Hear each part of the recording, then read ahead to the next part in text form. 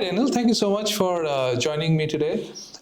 We have just inaugurated our Bloomberg lab here at University of Southampton Delhi, and we're all very excited about it. I know that you're running the lab at University of Southampton for many years now.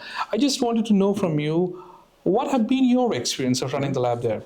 So it's been quite an exciting and at times challenging experience. I've been looking after it for almost 10 years now, where we start, in the very first year, we're starting from scratch. Now I'm a bit more familiar with how all of it operates, and I've got a much better working relationship with Bloomberg as I've got to know the people and I know the ins and outs of the software. So it's much easier than in the first year when you sort of try and start from scratch and figure out how sort of all of the logistic aspects of that operate. I also now have a much better understanding of what the students' expectations and demands are, so I can anticipate those and how the timing across the year. So there will be particular times during the academic year where there's a high demand and there's peaks where we've got low demand, and we can sort of schedule events around that to maximize the benefit as well as the usability of the FinLab. That's wonderful to hear. We are training our students on Bloomberg for the last few days, and thank you very much for that. And I've been interacting with our students in class and outside of classroom as well, and they're all equally excited about Bloomberg. What I have heard from them is that they're really excited to work with the live data, the real-time data, and how they can put the theory that they learn in the class into practice. So I see that there is a significant shift in the student engagement. Have you seen a similar shift in student engagement in Southampton as well? So definitely, I think the engagement goes up as students progress throughout the degree. So for undergraduate degrees, that would mean finalists in their final year when they're starting to apply for their jobs and preparing for assessment centers and interviews, they want to practice even more than they may have in the first year, as they're aware that when they go for job interviews, they might be asked to demonstrate that they can really use the Bloomberg Terminal if that's something they set on their CV or LinkedIn profile. And we try to encourage our students from the very first year to practice using the Bloomberg Terminal. For example, the BSc Economics program, as part of the first year macroeconomics module, all of our students are asked to complete the Bloomberg Market Concepts course. So we try to use the fact that in the first year, they might not be as busy as they'll be in the further years, and to give them a slight nudge by incorporating this into the actual modules. As we know that students can be quite busy outside of the curriculum, so if it's part of it, it makes it a bit easier for them to engage with the content. That's wonderful. We have already incorporated Bloomberg into the macroeconomics module. What you're also trying to ensure that, how to structure access. Bloomberg is a serious tool, and we want our students not to only dabble on it, not to just click around, but to really be proficient on it. Having Bloomberg incorporated in the macroeconomics module is great, but how do you suggest that we can incorporate this into our student research or in dissertation also, where students get to work with it more closely and, of course, become more proficient in it? So it depends also on the student's choice of modules.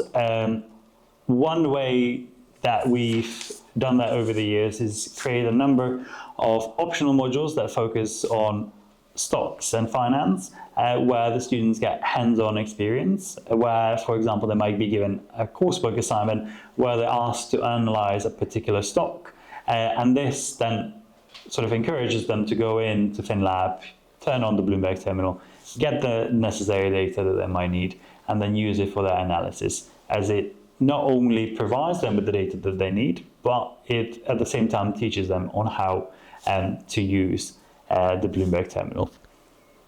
That's actually wonderful. As an active researcher, and I use this kind of data a lot, so it will be very helpful for me. In Southampton, how do you see faculty adoption of Bloomberg Terminal, right? So when I talk about adoption, I talk about how they adopt it into their own research, or how they adopt it in their modules, or how they adopt in designing in a coursework or maybe assignments. So how do you see the faculty adopting it? So we get many faculty, especially in the business school, that focus on finance, that will use Bloomberg on a day-to-day, if not daily, then on a weekly basis. Where they use the Bloomberg Terminal to get access to financial data And these colleagues that use Bloomberg for their research are also the ones that will be using in their teaching because they're already familiar with the software, so they appreciate the value of Bloomberg, and then it's much easier for them to translate this into their day-to-day teaching because they can bring in the actual experience they've got from doing the research and showing how particular, say, data for a particular topic that they're covering in their lecture can be found from the Bloomberg terminal. That's actually very encouraging.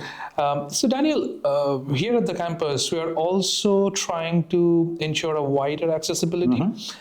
We know that Bloomberg will be very helpful for our economics students and masters in finance students, but do you think it also can be introduced to students in other programs, at least at a fundamental level, so that the students get familiar with the tool, they get familiar with the real world data? How do you think we can do that? Absolutely, and it's a common misconception that Bloomberg only provides financial data. It also has news stories that relate to anything that's happening in the world. It has powerful analytics as well. Students don't necessarily have to be studying economics or just finance. We've got students on the MSc International Management that we've also introduced to the Bloomberg terminal. They might benefit from the company level information, especially if they're looking at international companies. And Bloomberg has a number of certifications, including the Bloomberg ESG certificate, which would be highly relevant to students interested in management. And that's to say, it doesn't just have to be programs in the business school. Even students, say, from computer science for their final year project, if they want to create some sort of an algorithm as their to demonstrate their learning and understanding of the content they've learned. We've had many students over the years in the UK who've asked to get access to financial data to then test their algorithm on it and do some sort of an analysis. So yes, the widespread adoption of Bloomberg is very important for us, and for that, support and training would be very helpful. So you have trained thousands of individuals, both students and academics in Southampton. So from your own experience, can you tell us, some of the pitfalls that we should be really aware of, or there are some specific tools in Bloomberg that we should be really aware of, which can be very helpful for our students? So again, it will depend on sort of the area that students may be interested in. And the Bloomberg certification is probably the best start for them. There are 4 different certifications. There is the Bloomberg Finance Fundamentals. So if any students in the area of finance or planning to go into finance post-graduation would greatly benefit from this. There is the Bloomberg Market Concepts course, which will be most useful for students that want to get an overall idea of how the Bloomberg terminal operates. There's the Bloomberg ESG, which I've mentioned previously, that will be useful for students planning to go into sort of management. And then there's lastly Bloomberg Spreadsheet Analysis, which teaches students on how to most effectively get data out and of the Bloomberg terminal using the Excel add-in, which makes analysis much quicker. And this will be especially important for students who are either working on their final year dissertation or the MSc dissertation, and they want to get the proficiency on how to collect data quickly and efficiently for analysis. And any pitfall that you should be aware of that you should try? In terms of organization, it's always managing the demands. What tends to happen is students will be most interested in using Bloomberg right before a deadline. So creating a booking system and managing the demand across a longer period of time is a good way to go about. So that is very encouraging, and I can see that that's a very practical advice. I can see already how that can happen, and we will be working towards a booking system. So Daniel, thank you very much for having this conversation with me, and we are all very excited about having Bloomberg Terminal in the campus. And I can see how our students and academics, they can be immensely benefited from this. And I'm sure that we will be learning new things, and our students will be learning new things, and they will be really market ready. With certifications in Bloomberg and with training in Bloomberg. And thank you very much once again, Daniel, and we'll definitely be connected on this.